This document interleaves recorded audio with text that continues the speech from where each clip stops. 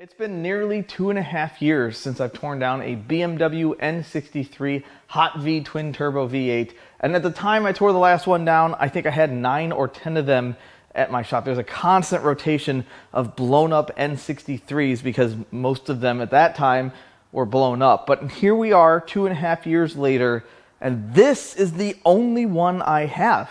What does that mean? Well, that means that most of those cars are gone, which I would normally campaign to keep older cars on the road because it's better for everyone. But not in the case of an N63. I think the world is a better place without the non-TU N63 powered vehicles. These are some of the worst abominations of BMW engineering. Now, I'm not telling you that they don't run great. They run fantastic when they run right, but they seldom do, and they cost a fortune to keep on the road. And I've seen tons of beautiful, well-kept cars that have been maintained, and they met an early death because the engine failed and the cost of repair was so egregious. Now, the engines aren't very expensive from BMW, but the easiest one to do is probably 30 to 35 hours of labor. That is crazy at today's labor prices. So today I have a blown up N63, which most of them are blown up at this point. And well, this should be a fun one. See if I can remember what I'm doing. I have a ton of disdain for the N63. I do not like these engines, but don't confuse me as a guy that doesn't like BMWs. This isn't an anti-BMW rant. I don't paint with that broad of a brush. I have 7 or 8 BMWs that I'm quite fond of, and I'd buy more if the BMWs I liked were more prevalent around here, which thankfully they're not. That's a whole other story. But I do think that the early N63, specifically the non-TU engines starting in 2009, were the second worst BMW engine ever. Only bested in the worst category by the early N20s. And the only reason I say that is these make 400 plus horsepower. They tune excellent. They are excellent cars to drive as long as you're not footing the maintenance and the repair bills. And that's the only thing that this engine excels at, is that it runs fantastic when it runs right. Now, I do buy a ton of N63s to part out, or at least I used to when they were more prevalent. I could sell the injectors, the oil pan if it was all-wheel drive, and occasionally I'd get a good crank. I think I would get about a 10% success rate, which means I would have to buy 10 blown up N63s to get one sellable crankshaft. Not the best odds. This particular N63 came out of a 2011 BMW 650, but it is not the original engine in the car. Now, the car had 126,000 miles on it, but according to Carfax, it got an engine somewhere around 107,000 miles, and the second engine, whether it was used or new, it didn't say, it's blown up too. Yeah. So BMW would pride themselves on making some of the most balanced engines ever, which is why when a rod exits the left-hand side of the block, it has to create an equal but opposite hole on the other side.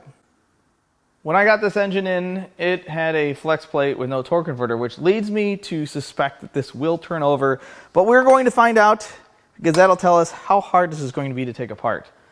Oh, see, this is fine.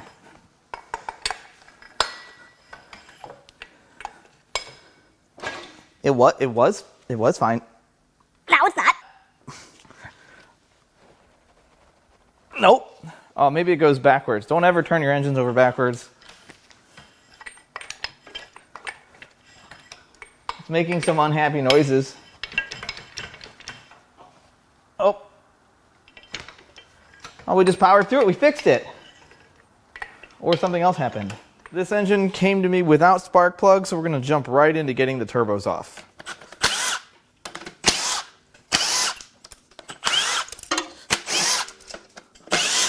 And the oil returns are way down in this valley here. I'm going to unbolt the exhaust manifolds.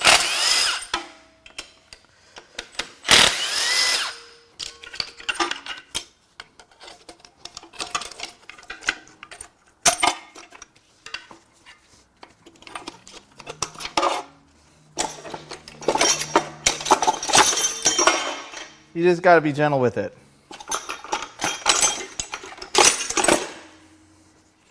It's fine. Just getting vacuum lines off. I think that's it. I think I can pull these turbos. There's one. and 2. So the turbos look okay. Impellers look good. They spin nice. Not a ton of shaft play. Nothing in the abnormal category. They look to be original to me. The sad thing is these are practically worthless. I sell them for like $75 a piece. I think most of the time when I sell one of these turbos, they go on something else because the labor it would take to replace these, most people just buy them new or remanufactured. Let's take a minute and clear the valley a little bit.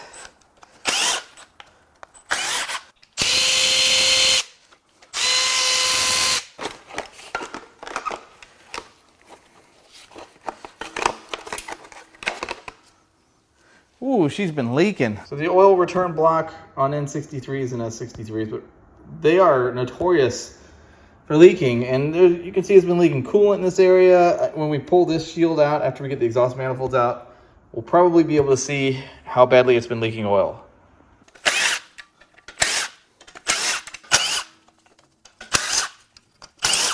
Let's go ahead and get these exhaust manifolds out.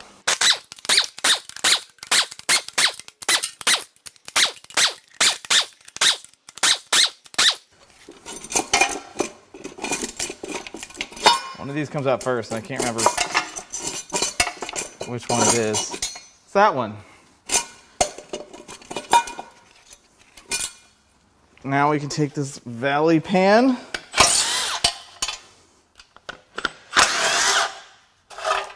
There's more. Where's the rest of them? Let's go ahead and clean that crusty stuff out of there.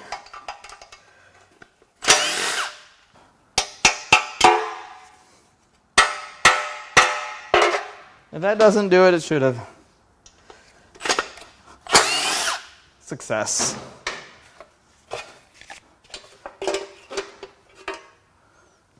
So I first looked in here, I'm like, oh, someone's been here as a part of a broken thing. And then I saw this. So it's clear she's been a leaker for a little bit. But that's not the surprising thing, because that's how most of them look. But this is kind of surprising. Something has tried to make an exit. It's broken. We're going to go ahead and unbolt the oil feed here, and we'll get this out of the way just to see how bad this is. I guess I don't need to unbolt that, do I?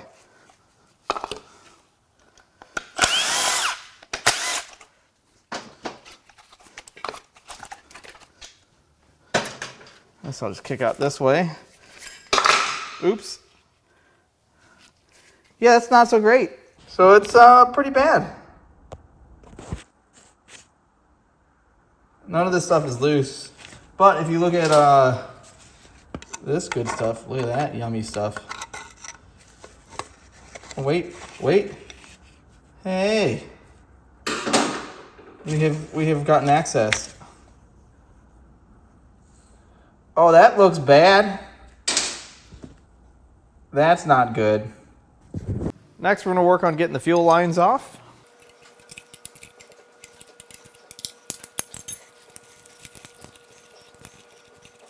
Now the high pressure fuel pump on the left side.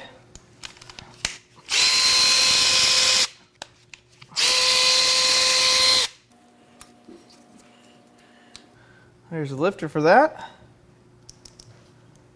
That looks okay. Well, somebody's been here because there's a 10mm right here. And a T40 right here. Oh, no. That one's in bad shape. We must do things. We make things work on this channel.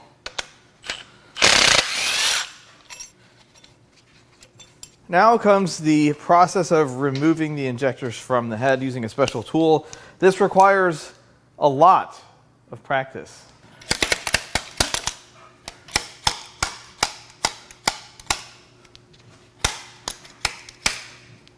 These aren't putting up too much of a fight. Let's repeat the same process on the right-hand bank.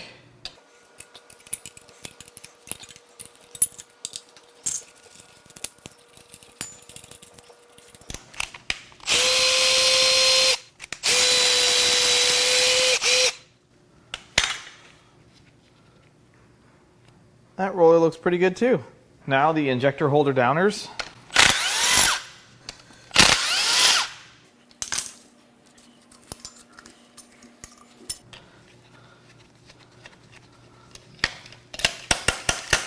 Wait, let's try it with the other hand. Much better.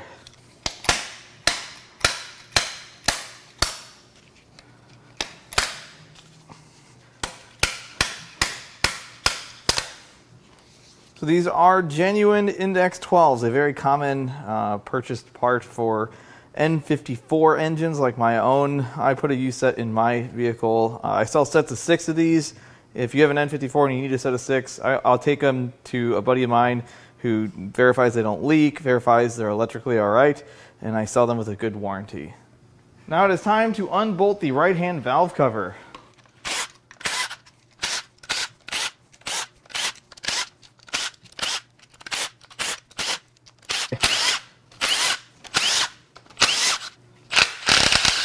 Go ahead and remove the vacuum pump.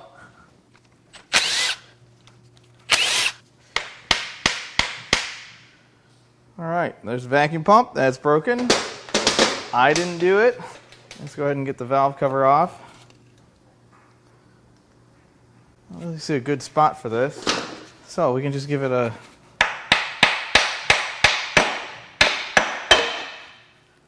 That does it most of the time. This doesn't really look too bad in here. There's not a ton of varnish. I don't see any rockers kicked off. Everything seems to be in place. Timing chain is present. None of the pieces of this plastic are missing off of the bridge guide. Everything looks somewhat decent. Let's go to the other side. Now let's unbolt the left-hand valve cover.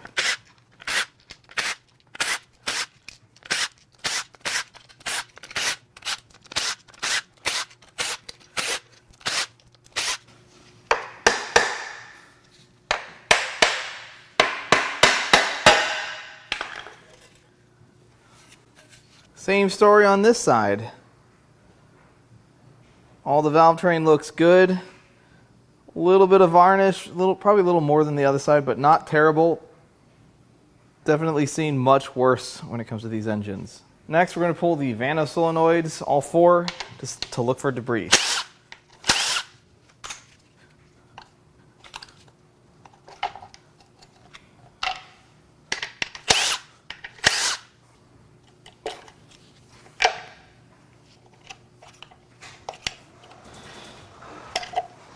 Uh-oh, SpaghettiOs. We have 2 Butler brand units and 2 factory units. So the good news is I don't see a bunch of debris in these things. But one thing I would never, ever do to a BMW is use one of these branded, there you go. Don't use these. These are trash. If you find these in your car, throw them away, buy some genuine, or there are other brands, I believe, that are good. This is just not one of them. So I'm starting to get an idea of the type of, I'm going to use the term loosely, mechanic that has worked on this. Here's what the factory ones look like. You can see the finish is better. The screens flow better. These are finer. They have more screens. I don't think that's an upgrade, but they're not caked in bearing material, so that's good. Next, let's remove these upper timing covers.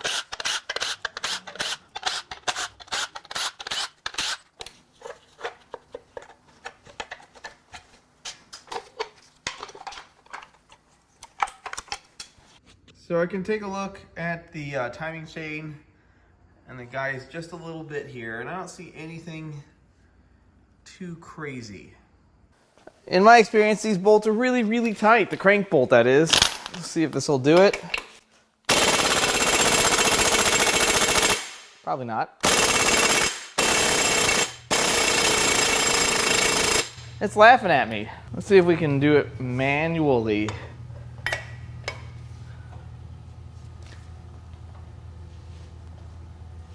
It's tight, but I think we can get it. Usually a little heat will get these to come out, but I think the bar has some deflection. Yeah. Now, if this engine wasn't locked up or hurt so bad, we'd be inventing new ways to get that loose. That's a big one. Uh-oh, someone's been here. It's got a bunch of grease and stuff in here.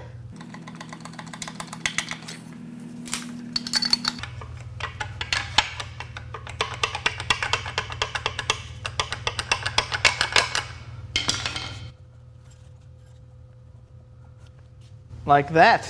And let's get the water pump off. Give it a little help here.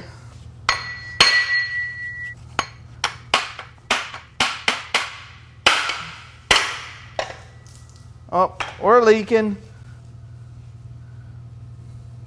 Looks like an original water pump. Plastic impeller. It's not really a huge deal on these things. Not like the earlier 6 cylinders. Spins nice. This is a great condition water pump. We need to keep this somewhere safe.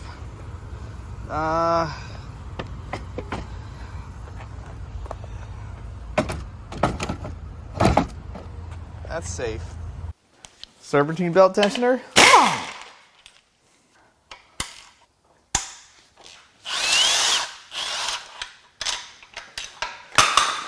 That's one way to do it.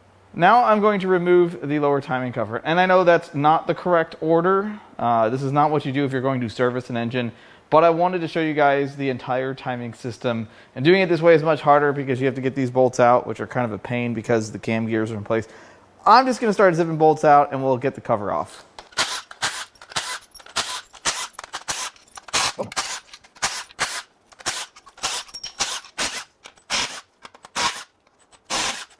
Now the tough bolts. Okay, broke loose first. Come on now. Gotcha. The kind of nice thing is that I think I can get these out with my fingers.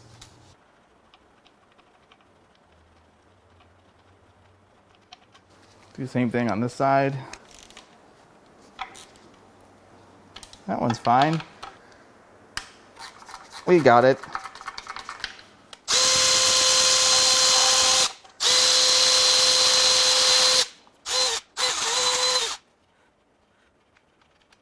Again, don't do this on an engine you care about. You always want to put this on before the heads go on. But to remove this at this point, you just need to give it a boop with a hammer at that. That's it. We're already separating.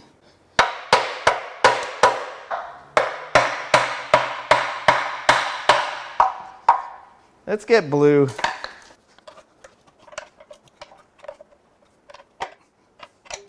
So the timing system appears to be intact. Can't really see what the guides look like behind here, but everything is in place. And I don't see any chunks of any plastic down here at all. So at this point, what we're going to do is we're going to get these cracked loose. We'll get the tensioners out, both sides.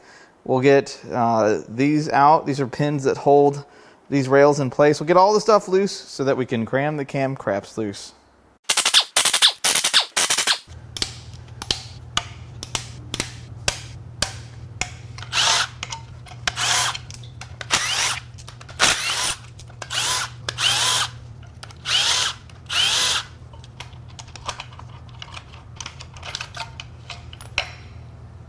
The tensioner looks good.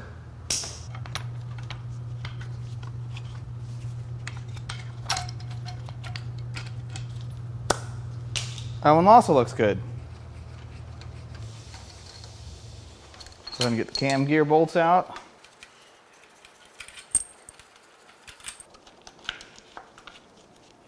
There's one Vanos cam gear. This one, it's mighty stuck. Yeah, we fixed it. I think these gotta stay here for the head pulling. Let's go ahead and work on the other bank. Ooh, stuff's moving.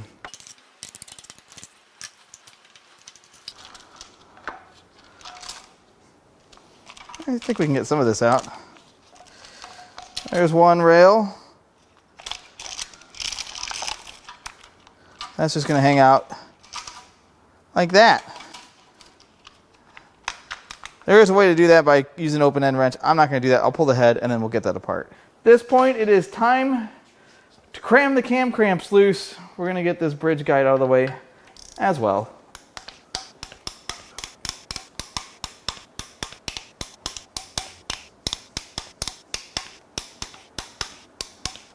go ahead and zippy-doo-dah these out.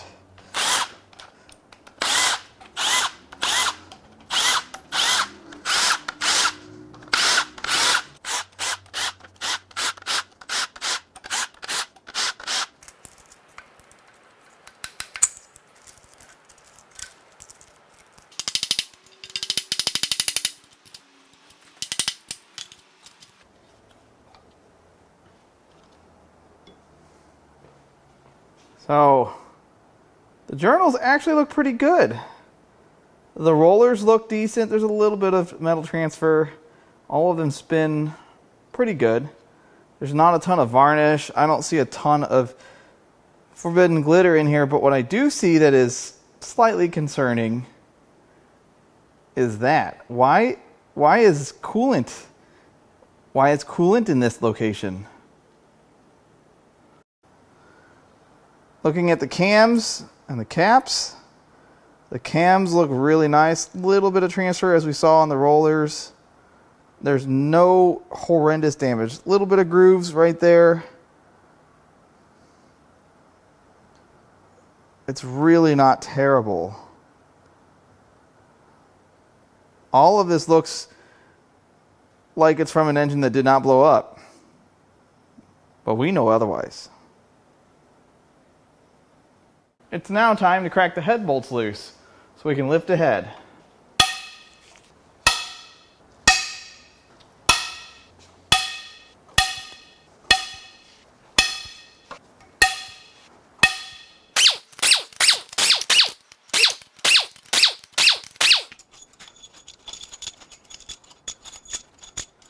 What's behind head number 1?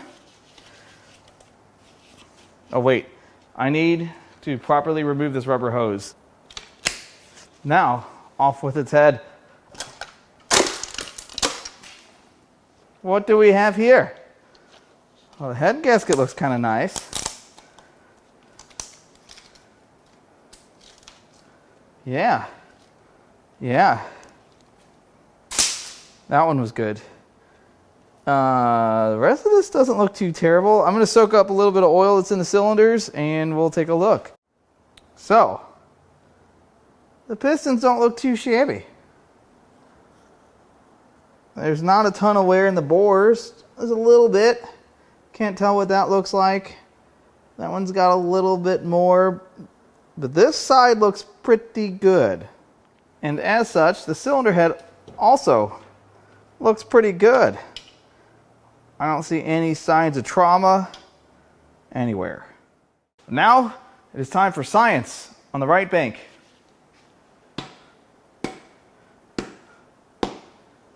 A perfect score.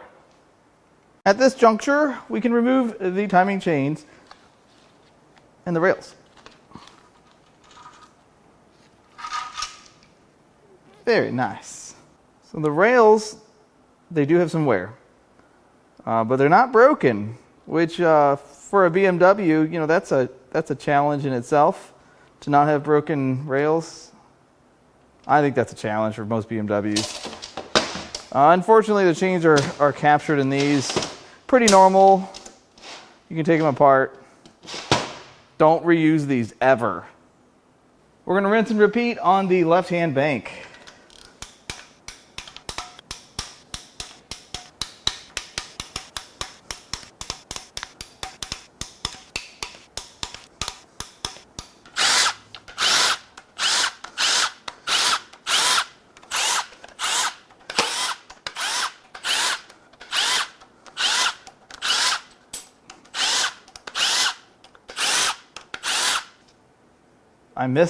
I missed a whole row.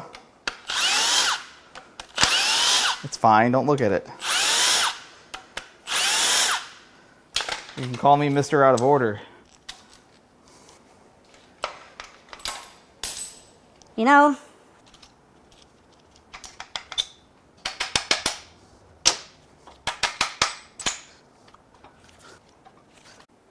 same story on this side. The cam journals look pretty good. I might say this side looks a little better. Would that be a stretch? I would say it's probably about the same. But what's also interesting is there is still coolant present here. It's bizarre. So the cam caps, they look pretty good. Cams look pretty good. All of this looks great. Now, I can't tell you if I ever sold any of this stuff. Most of the time, if you need this, you need a whole engine. A little bit of wear there. Not terrible. But again, signs of coolant. Why? And now it is time to crack the head bolts loose.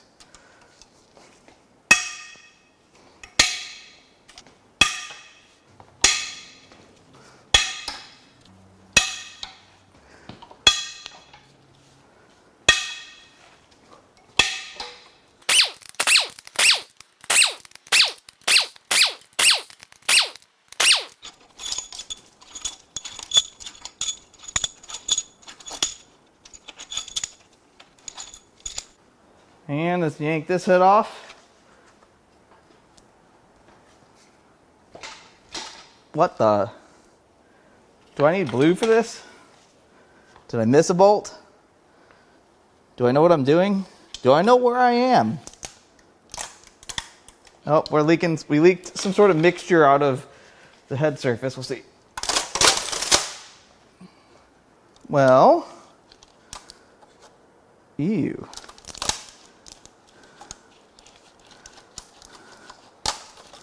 Well, the head gasket, that looks fine.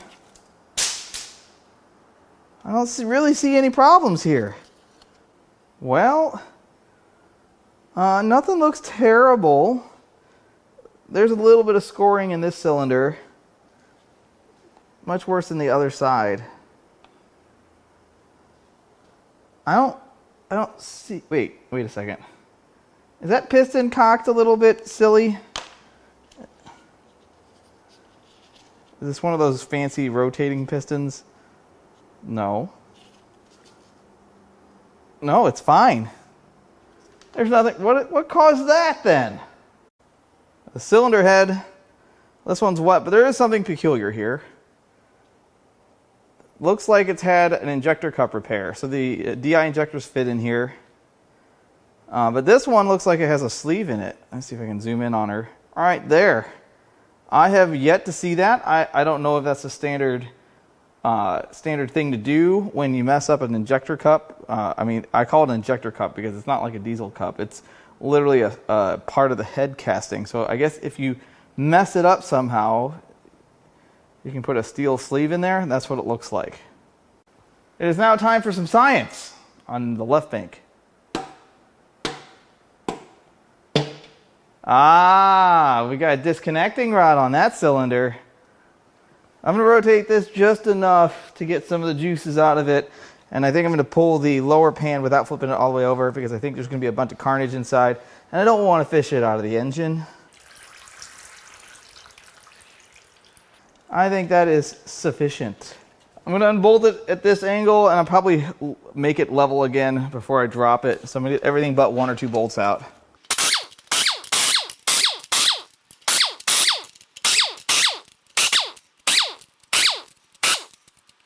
I gotta unload.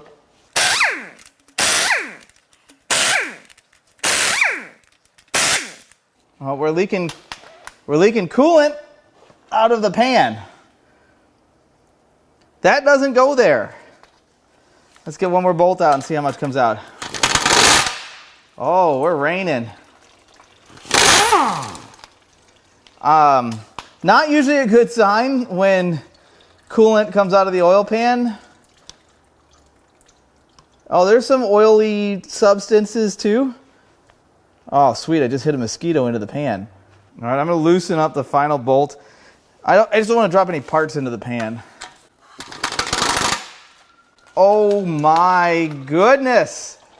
That is not, that's bad. It wasn't a whole lot of it, but what was there is not supposed to be there. I'm going to let that drip. All right, let's drop this pan.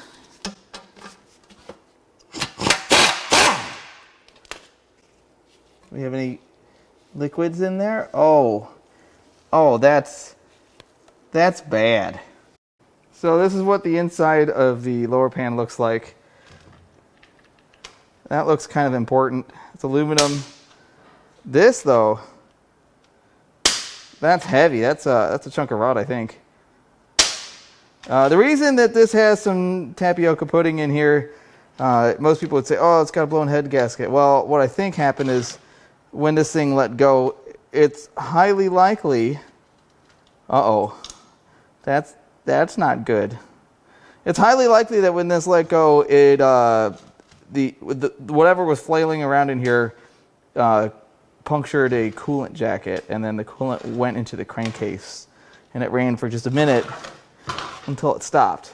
So we're going to get all the chunks of this out.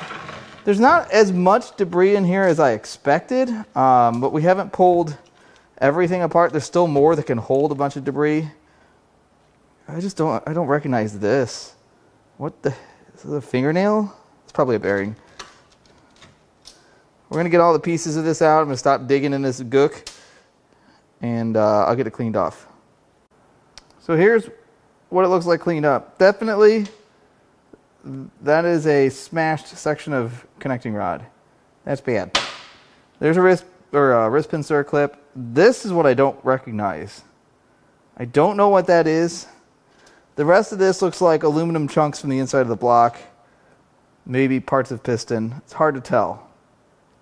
Against my better judgment, I am going to turn this thing upside down so that I can pull the upper pan. It's probably going to put a bunch of icky stuff on the ground. I don't really care. I got plenty of pig mat. I hope.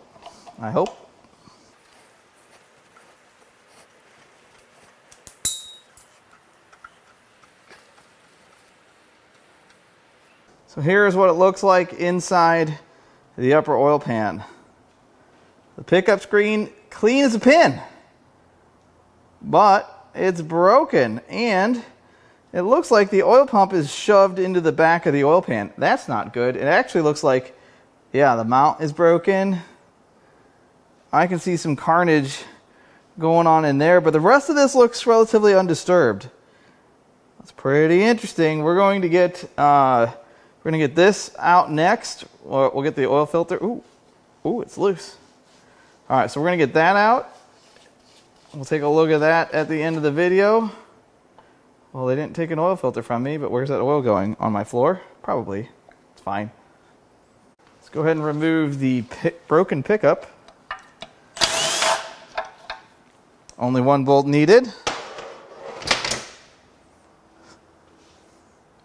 And now we may begin unbolting the upper oil pan. Now I do use my air for these because this will just destroy all the batteries. These are all Loctited in.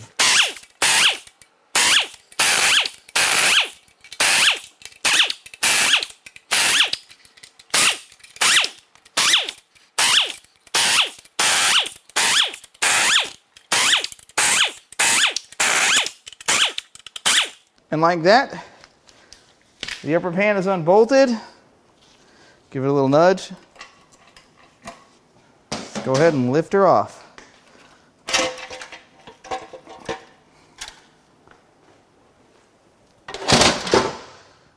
So here's what the bottom end looks like. This part actually looks, if you just ignore that chunk of metal, it's fine. Doesn't look too terrible until you look at the back. And you can kind of see that there's a connecting rod connecting the oil pump to the crankshaft. Does not work that way. So clearly, we got a rod pointed in the wrong direction. I don't really know how much more damage there is back there, but obviously it tore up the oil pump pretty bad. And there is a little bit of damage from that oil pump rubbing the upper oil pan, but I think that could have even happened from me turning it or it running to a stop.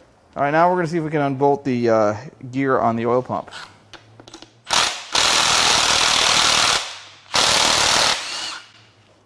It helps when you go the right way.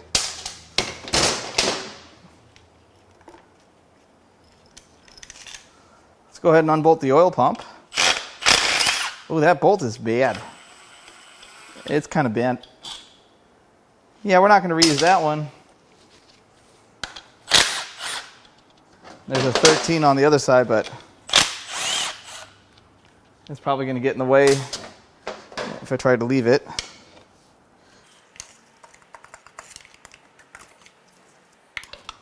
Oh, the rod spun around as soon as I did that. That was cool. So there's that. That's neat. I have not flipped this over yet, so I don't know what the side looks like that was impacted or impaled, I don't know, by the connecting rod. Pretty bad. Yeah, that's pretty bad. The oil pump still turns though. That is pretty impressive. I wonder what happens.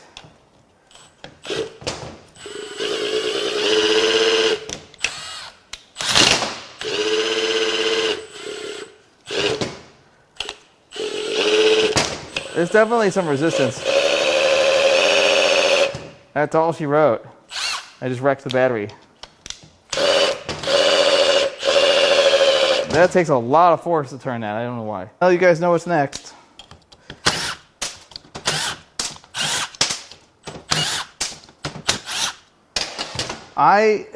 You know, that is really terrible. That oil pump that's bad. I'm surprised this thing still turns. I mean, look at that impact mark. And I can still turn this thing over. But we're going to go ahead and pull it apart to see how bad it is.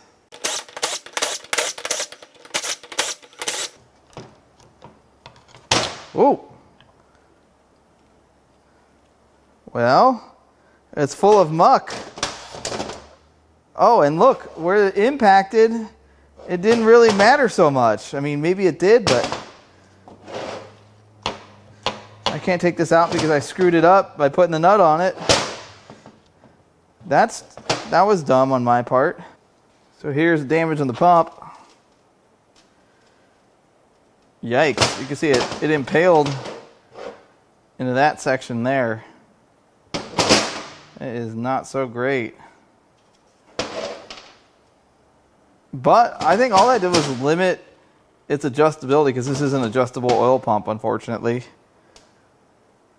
Also, lots of the same muck we found inside the oil pan. And we can just probably do one of these numbers, drop some of them veins out.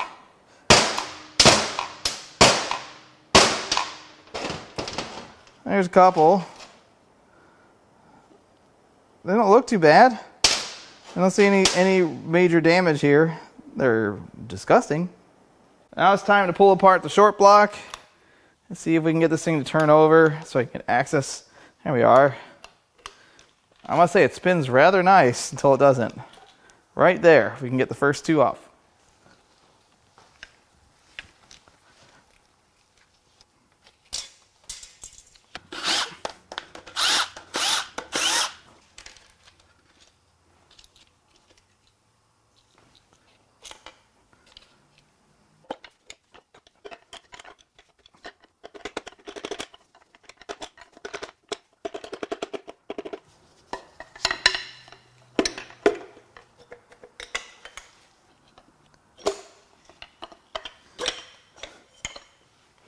I'm going to actually go backwards for the next two.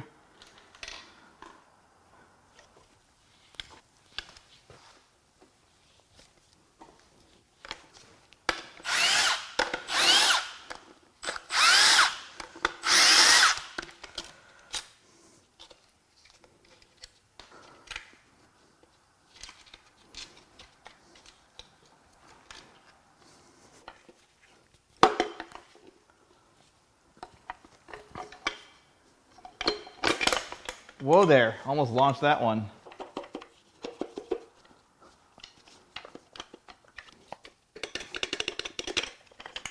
On to the next pair.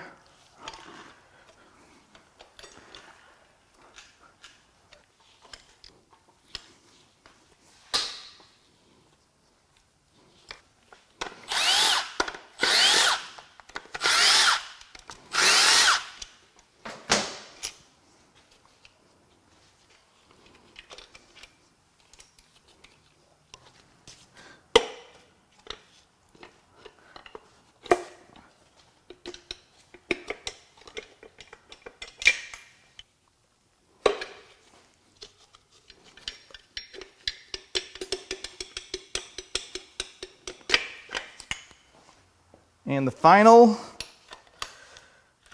I think the oil pump chain is posing a problem.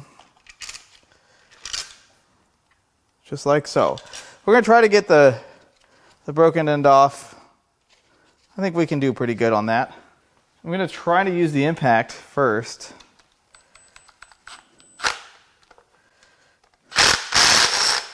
Ooh, I didn't like that. There's one. Oh, I don't know if I can get this on there. I just got to try hard enough.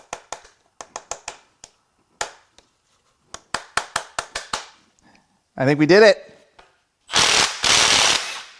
We did it, guys. I'm just going to zip these out too.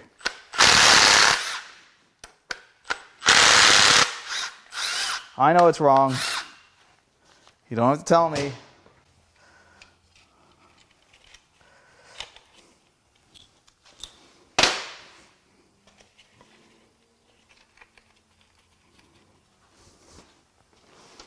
Let's see if we can get this rod lid out of here.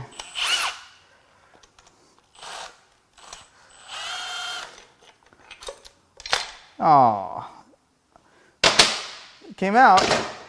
Ooh, this one doesn't want to come out as easily. I don't know why. Huh. I'm going to have to get the hammer out. Oh, we're moving now.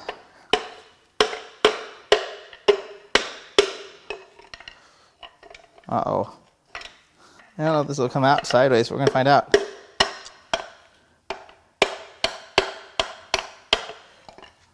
Shaboopy. All right, we're going to pull the remnant, or push the remnant.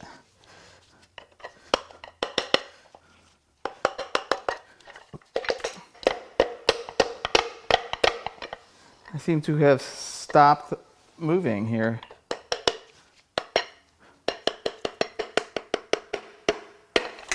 Gotcha.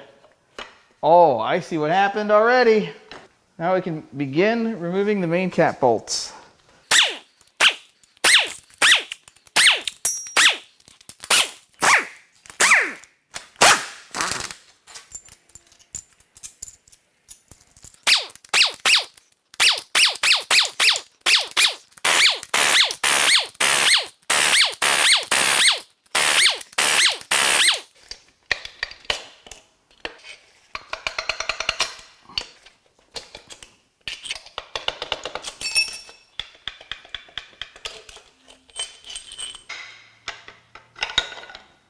And now we can pluck the crankshaft out of the block.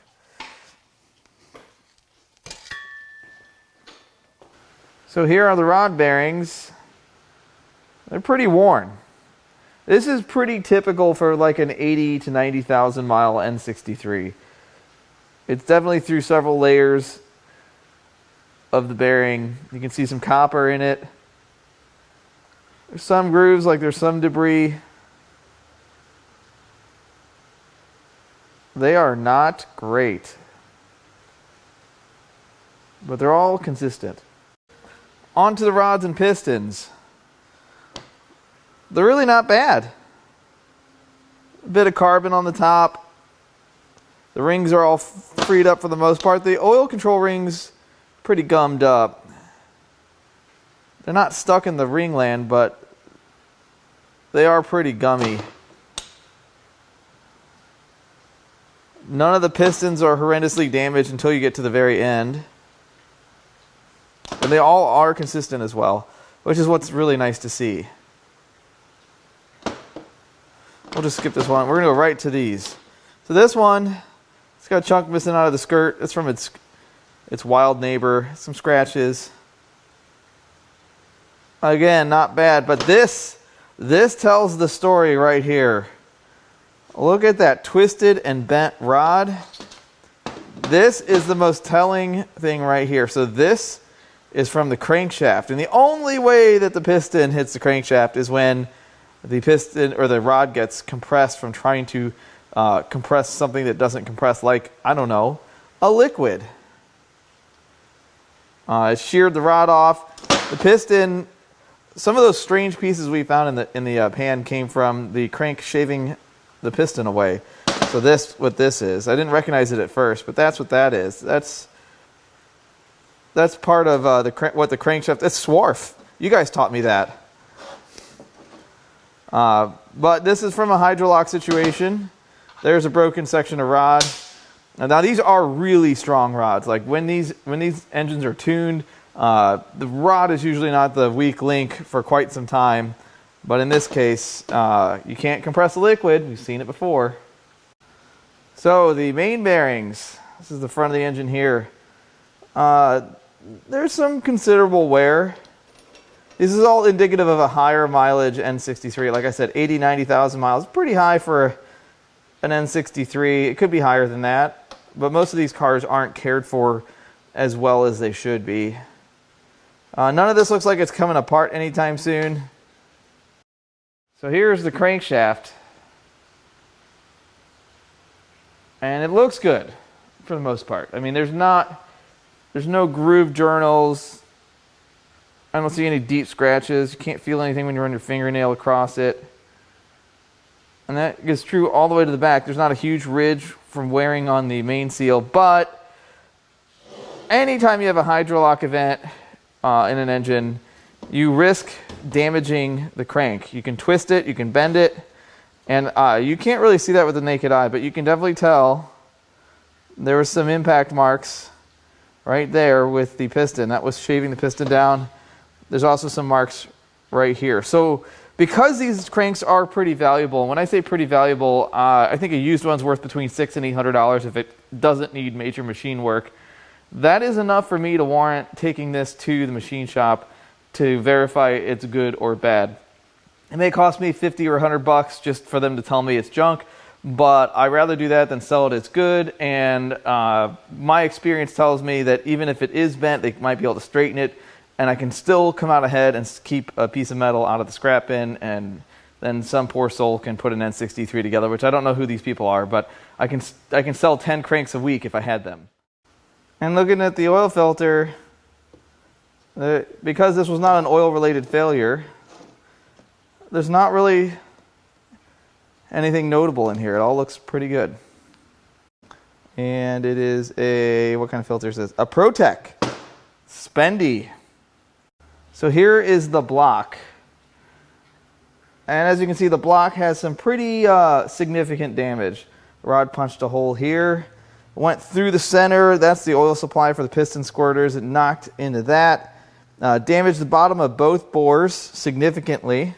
And another hole right here. But what's peculiar is I can't really see where coolant could have entered the crankcase. Did I miss something during the teardown? Because clearly it was mixing, but it was mixed probably after the fact, I would think. Maybe it's a little bit of damage here at the bottom. And there could be like a crack. The coolant could get in there. Because there's no coolant that runs through the... Well, there could be coolant through the top. I can't really tell. But I think that's just oil supply for the piston squirters. So here's the block. And the bores look really nice. For one of these, they look really nice. They're not really notoriously problematic with bore score or anything like that. But even the cylinders that let go, there's not a ton of damage here.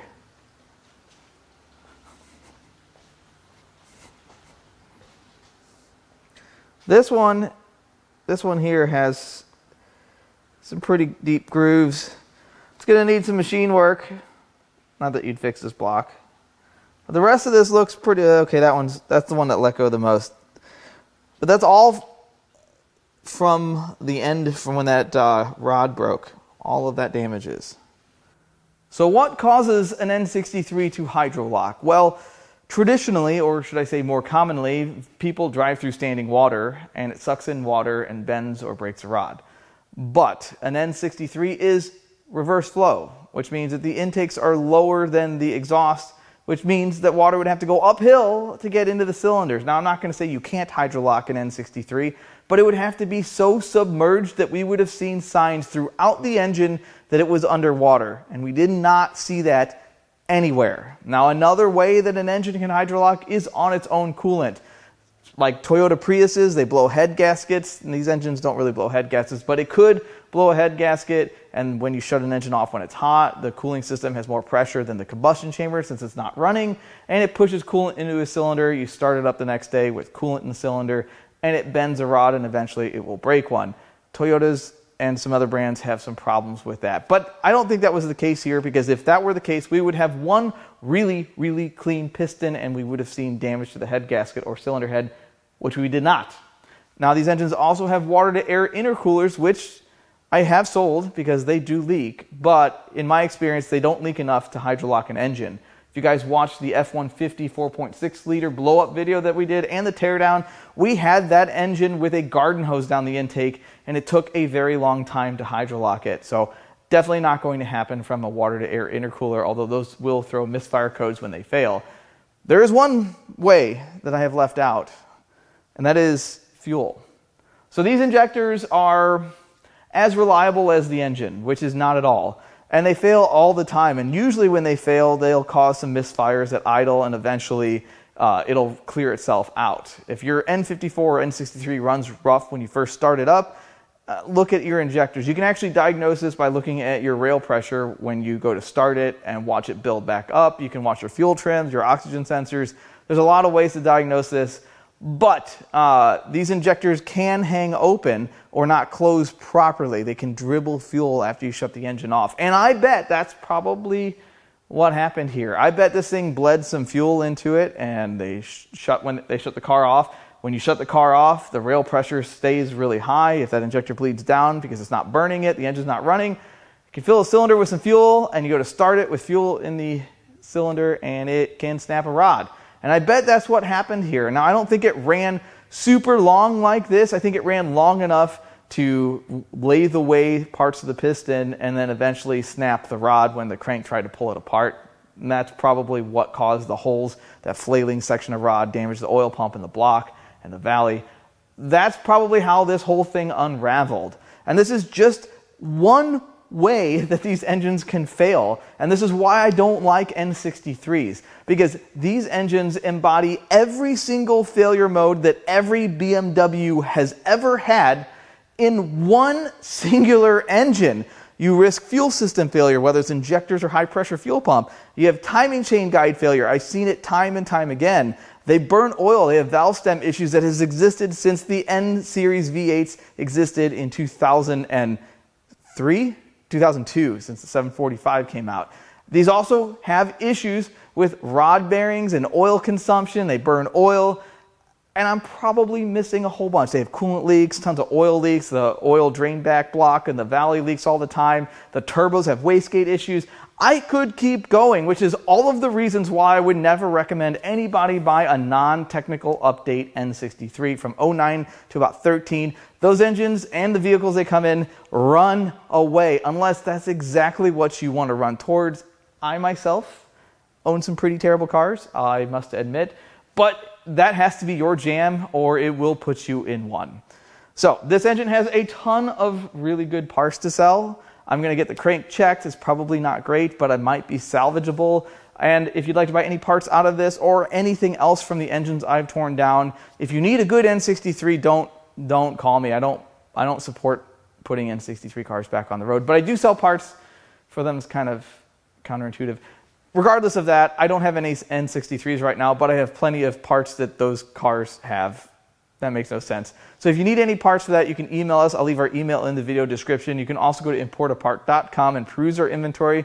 I have started to re-upload our parts cars. So I really hope you enjoyed this teardown as always. I love all the comments, all the feedback, and even the criticism. I love it all, and I'll catch you on the next one. And what's probably going to happen with that bad injector is that I will test it. So the best way to test one of these N54 or N63 injectors is to get a complete car and then disconnect the injectors that are in the car, use a separate set of lines or the lines that came with the car, tie it into the fuel rail, and crank it with no electrical supply, no electrical connector plugged in. It should not bleed fuel. If it does bleed fuel, that injector is bad. And I do that test on every injector that comes in because I don't want to sell bad injectors. I do that before I send them off to get looked at because I don't want to send out one that I can test as bad and spend the money to have it tested. It makes no sense. But if you have a set of index 11s or 12s, and you have any doubt that they're not perfect, run that test before you blow up your engine.